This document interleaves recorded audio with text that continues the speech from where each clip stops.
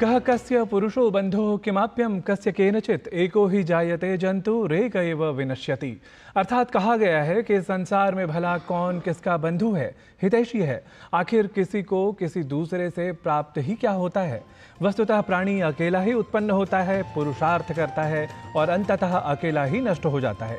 ऐसे ही प्रेरणापूर्ण वचनों और भारतीय ज्ञान परंपरा की महिमा को समक्ष रखती प्रस्तुतियों को लेकर प्रभात की वेला में उपस्थित हूं मैं, नारायण दत्त मिश्र। साभिवादनम, सस्वागतम, सुप्रभातम के एक और नए अंक के साथ।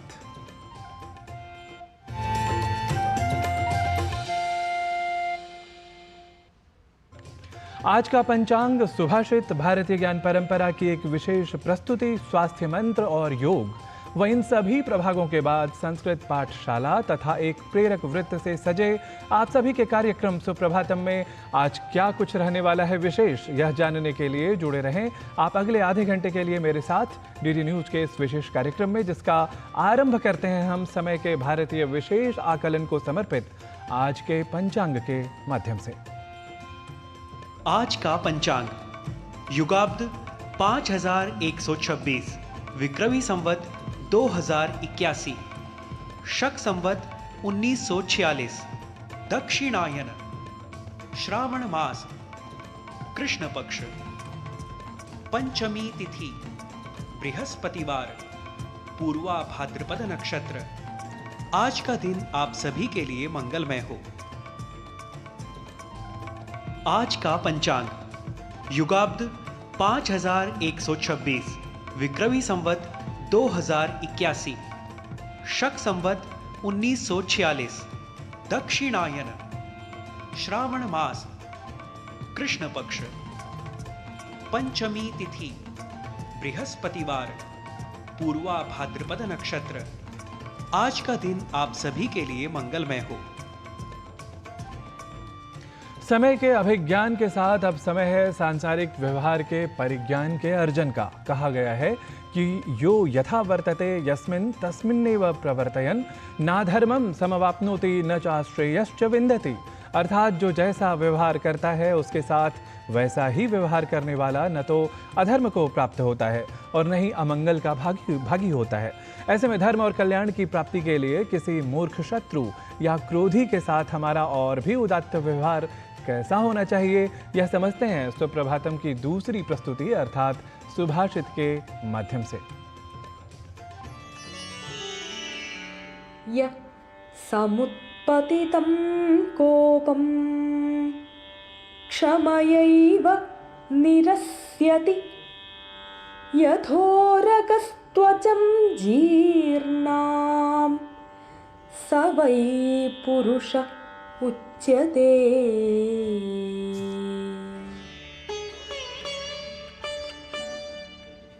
जो मनुष्य अपने उत्पन्न कोप का क्षमा द्वारा उसी प्रकार निराकरण कर देता है जैसे सर्प पुरानी कीचुली का त्याग कर देता है, वस्तुतः वह ही धैर्यशाली पुरुष कहलाता है। Those are truly patient who can remove their anger with forgiveness, just as snakes shed their old skin for new.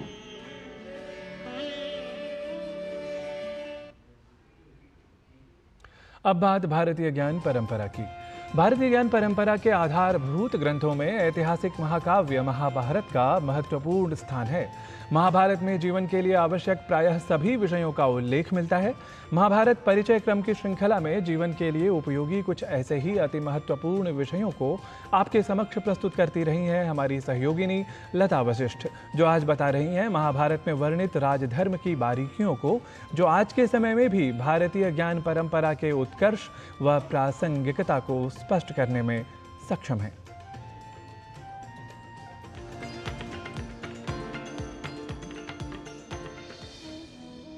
Mahabharat के शांति पर्व के अंतर्गत राजधर्मानुशासन पर्व में राजा के लिए राजधर्म का पालन करना कितना और क्यों आवश्यक है, इसके महत्व के विषय में बताया गया है।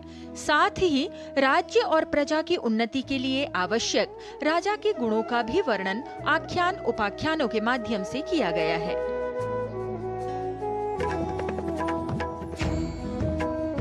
राजा के आवश्यक गुण बताते हुए महाभारतकार ने लिखा है कि राजा को ममता और आसक्ति से रहित होकर राज्य करना चाहिए।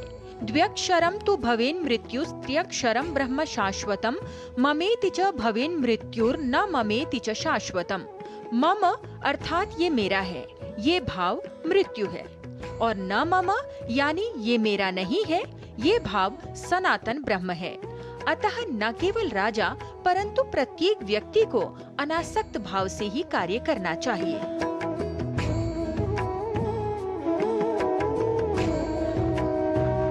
महाभारत के शांति पर्व में राजदंड की महत्ता का वर्णन करते हुए अर्जुन कहते हैं, दंडः शास्ति प्रजाः सर्वाः दंड एवाभिरक्षति दंडः सुप्तेषु जागर्ति दंडम धर्मम विदुर्बुधाः। अर्थात दंड प्रजा को अनुशासित करता है, दंड ही सबकी रक्षा करता है।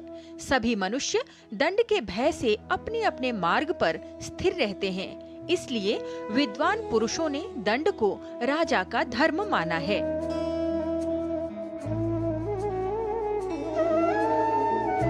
अनेक गुणों और कर्मों के साथ ही प्रायश्चित्त कर्म का महत्व भी राजधर्मानुशासन पर्व में बताया गया है। तपसा कर्मणा चैव प्रदानेन च भारत पुनाति पापम पुरुषः पुनश्चेन्न प्रवर्तते। अर्थात तप, यज्ञ आदि सत्कर्मों तथा दान के द्वारा पाप कर्म को समाप्त कर अपने आप को पवित्र किया जा सकता है, किंतु ये तभी संभव है जब व्यक्ति उस पाप कर्म में फिर से प्रवृत्त न हो। इस पर्व में राजा के लिए धर्म का स्वरूप, अभक्ष्य वस्तुओं का वर्णन, दान के अधिकारी तथा अनधिकारी का विवेचन भी किया गया है। राजा के लिए पुरुषार्थ का सर्वाधिक महत्व बताया गया है। पुरुषार्थ का विवेचन करते हुए महाभारतकार लिखते हैं, अपने कार्य की सिद्धि के लिए राजा को सदा पुरुषार्थ के लिए प्रयत्नशील रहना चाहिए। यदि आरंभ किया हुआ कार्य पूरा ना हो सके अथवा उसमें बाधा पड़ जाए तो भी दुखी नहीं होना चाहिए, बल्कि पुनः प्रयत्न में लग जाना चाहिए। भारतीय ज्ञान परंपरा के महान ग्रंथ महाभारत में बताए गए जीवन के लिए उपयोगी अनेक शिक्षाप्रद उपदेशों का उल्लेख है, जिनके अध्ययन, मनन तथा व्यवहार से व्यक्तित्व में प्रसन्नता लाई जा सकती है। लता वशिष्ठ, डीडी न्यूज।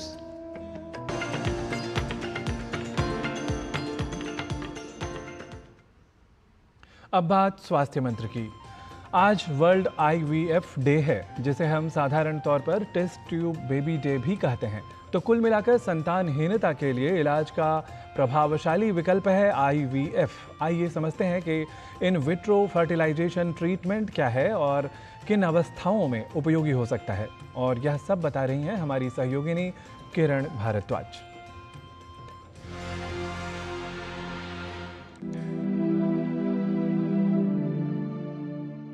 संतानहीनता की समस्या के लिए इलाज के कई विकल्प उपलब्ध हैं। आजकल बहुत सी ऐसी तकनीकें हैं जिनकी सहायता से संतानहीनता का कारण जानकर सही उपचार किया जा सकता है और संतान प्राप्ति संभव हो सकती है।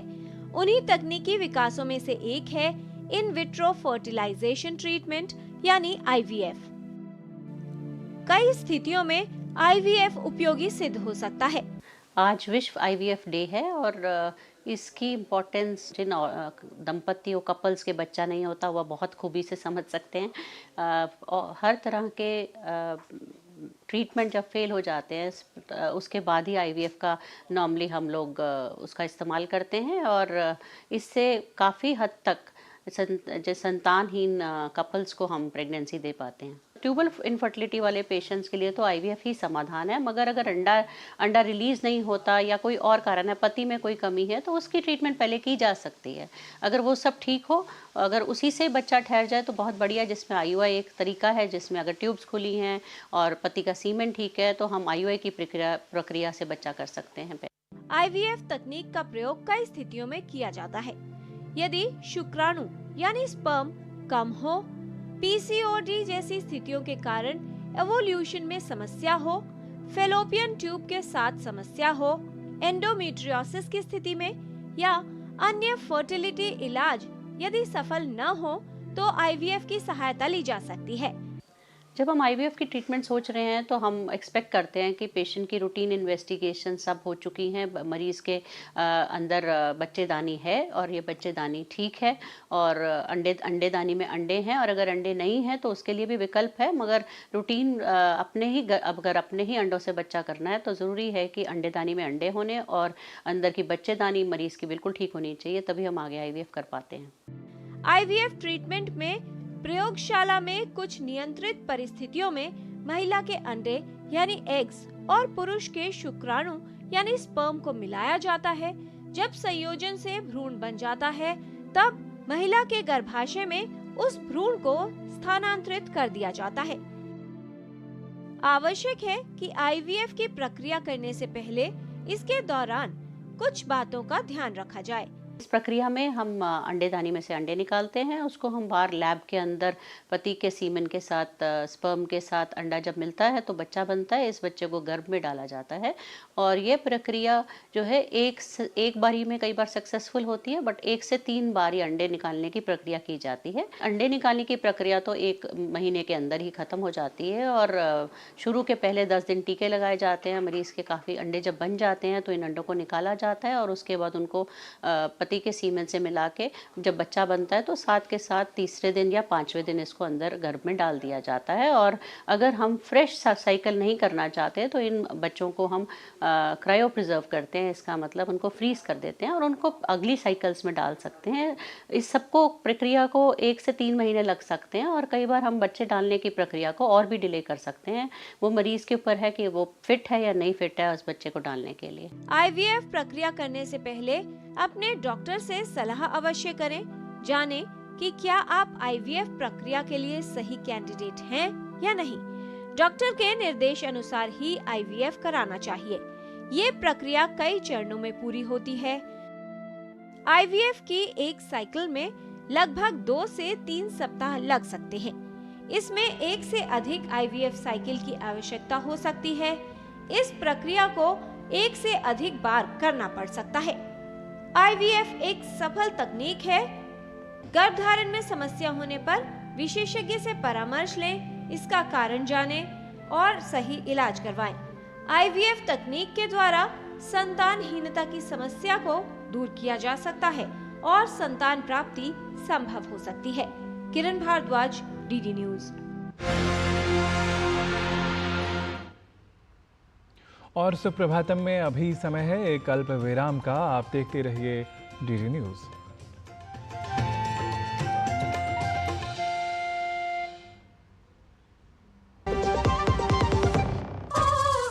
तड़के वाली, भोली भाली, मेहनत वाली, नखरे वाली, असली तड़के वाली, ये तो बड़ी समझदार, बड़ी होशियार, एमडीएच के साथ अब जुड़ते नई टेस्ट का असली taste, MDH ginger garlic test.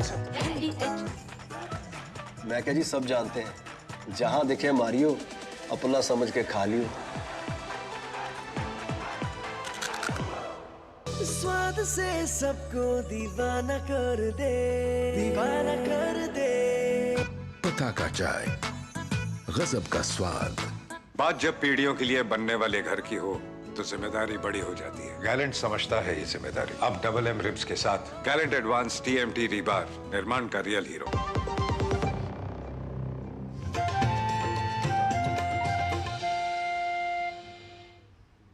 पुनः स्वागत है आप सभी का सुप्रभातम में। एकम सांख्यम च योगम च यह पश्यति सह पश्यति। जी हाँ, हम जब स्वास्थ्य के प्रति, विशेषकर शारीरिक स्वास्थ्य के प्रति अधिक साकांक्ष हो उठते हैं तो अपने शरीर के बढ़ते भार को किलोग्राम और उसके परिमाणात्मक संख्या में देखते और उसका समाधान योग में तलाशते रहते हैं। पर क्या आपको पता है कि शारीरिक भार जब शरीर की लंबाई के हिसाब से कम हो तब भी योग आपकी सहायता कर सकता है। तो आइए आज योग के औचित्य को इस रूप में भी समझ लेते हैं। नमस्ते, मैं पायल। आज हम देखेंगे 2 ऐसे आसन जो आपको आपका वजन बढ़ाने में मदद करेगा।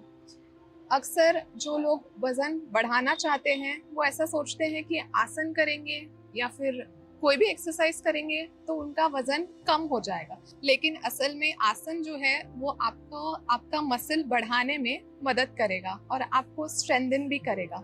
तो देखते हैं पहला आसन जो है एक पदासन। इसमें हम दोनों पैर ऐसे साथ में रखेंगे, अपने राइट पैर को ऊपर उठाएंगे और लगा देंगे अपने लेफ्ट इनर थाई पे। अगर आप यहाँ ऊपर तक नहीं ले आ पा रहे हैं तो आप नीचे लगा लेंगे। एक बार पैर ऊपर ले लिया, उसके बाद देखेंगे एक पॉइंट पे, दोनों हाथों को नमस्ते में जोड़ लेंगे और यहाँ रुकेंगे कुछ सेकंड के लिए। यह आसन बहुत अच्छा है आपके लेग मसल्स को स्ट्रेंथन करने के लिए। धीरे से हाथ को नीचे लेके आएंगे और पैर को नीचे छोड़ देंगे।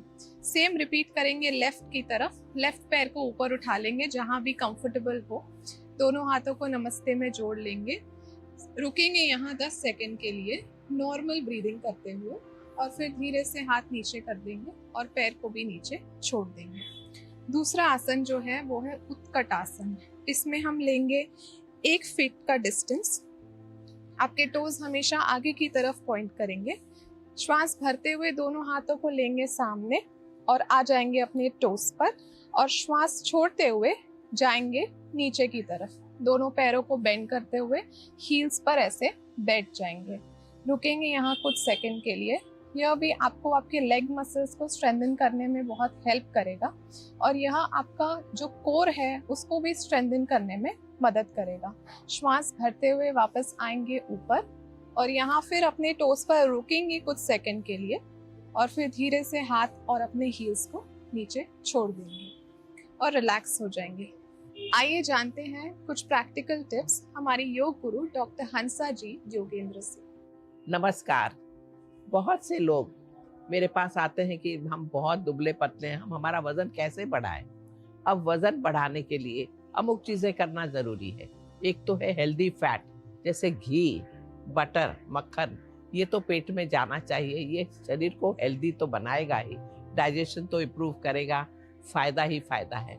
जरूरी ये है कि हम नट्स खाएं ज़्यादा, जैसे बादाम है, काजू है, पिस्ता है, और उससे भी ज़्यादा अच्छा होगा मूंगफली के दाने, जिसको आप उबाल कर मुट्ठी भर के सवेरे और शाम खाएं। हेल्दी प्रोटीन डाइट होगा।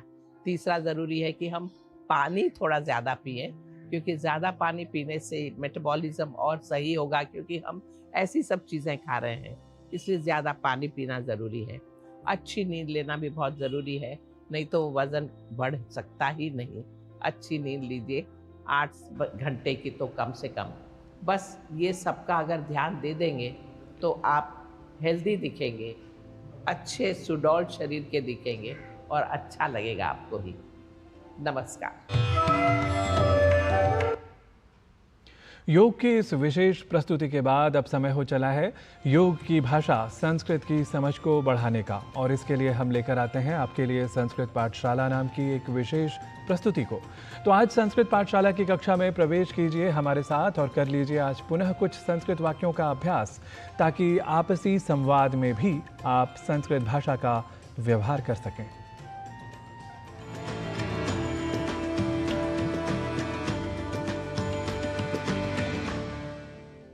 नमो नमः मित्राणि। भाषा प्रभागस्य एतस्यां संस्कृतकक्षायां भवतां सर्वेषामपि स्वागतम्। मम नाम गवीशः। संस्कृत कक्षा में आज हम स्टूडेंट अर्थात विद्यार्थी के साथ वार्तालाप के समय प्रयोग में होने वाले वाक्यों को संस्कृत में बोलना सीखेंगे। यदि वहाँ पर पूछना हो आपका नाम क्या है, तो पूछेंगे भवतः नाम किम, भवतः नाम किम। यदि पूछना हो आप कहाँ पढ़ते हो, तो पूछेंगे भवान कुत्र पठति, भवान कुत्र पठति। यदि वाक्य आए मैं इसी कॉलेज में पढ़ता हूँ, तो संस्कृत में कहेंगे अहम एतस्मिन् एव महाविद्यालये पठामि, अहम एतस्मिन् एव महाविद्यालये पठामि। यदि वाक्य हो मेरा परीक्षा समय आ रहा है, तो कहेंगे मम परीक्षा कालः आगतः, मम परीक्षा कालः आगतः। कैसी तैयारी है, यदि छात्र से यह पूछना हो तो संस्कृत में पूछेंगे सिद्धता कथम अस्ति, सिद्धता कथम अस्ति। और यदि उत्तर मिले कोर्स ही पूरा नहीं हुआ, तो इसे संस्कृत में कहेंगे पाठ्यक्रमः एव न समाप्तः। पाठ्यक्रमः एव न समाप्तः।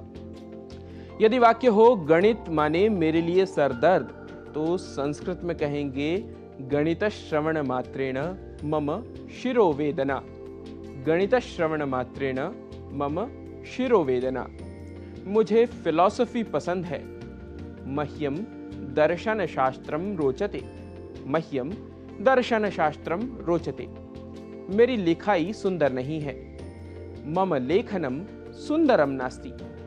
मम लेखनम सुंदरम नास्ति। यदि वाक्य हो क्या इस उपन्यास को पढ़ा, तो संस्कृत में कहेंगे अपि एतम उपन्यासम पठितवान। अपि एतम उपन्यासम पठितवान। बहुत बढ़िया है। बहु सम्यक अस्ति। बहु सम्यक अस्ति। बहुत पहले पढ़ा था। बहु पूर्वमेव पठितवान। बहु पूर्वमेव पठितवान। यदि वाक्य हो कल उठने में देर हुई, तो संस्कृत में कहेंगे ह्यः उत्थाने विलंबः जातः। ह्यः उत्थाने विलंबः जातः। कल तो छुट्टी थी। यदि इस वाक्य को संस्कृत में बोलना हो तो कहेंगे ह्यः तु विरामः आसीत्। ह्यः तु विरामः आसीत्। जरा पेन देना। यदि यह वाक्य हो तो कहेंगे कृपया लेखनीम ददातु। कृपया लेखनीम ददातु। आओ खेलते हैं। यदि यह वाक्य हो तो कहेंगे आगच्छतु क्रीडावः। आगच्छतु क्रीडावः। नहीं, बहुत पढ़ना है। नैव पठनीयं बहु अस्ति। नैव पठनीयं बहु अस्ति। क्या मुझे पढ़ना नहीं है? किम मया पठनीयं नास्ति। किम मया पठनीयं नास्ति। मित्रों, प्रतिदिन इस प्रकार के कुछ वाक्यों को धीरे धीरे सीखने व नित्य अभ्यास करने से आपका भाषाधिगम बढ़ता जाएगा। ऐसे ही वाक्यों को जानने व अभ्यास करने के लिए आप संस्कृत पाठशाला से जुड़े रहिए और अपनी प्रतिक्रियाएं भी सोशल मीडिया के माध्यम से हमें भेजते रहिए। आज की कक्षा में इतना ही। आपसे पुनः भेंट होगी संस्कृत की कक्षा में नए विषय, नए वाक्यों के साथ। तब तक के लिए नमस्कार।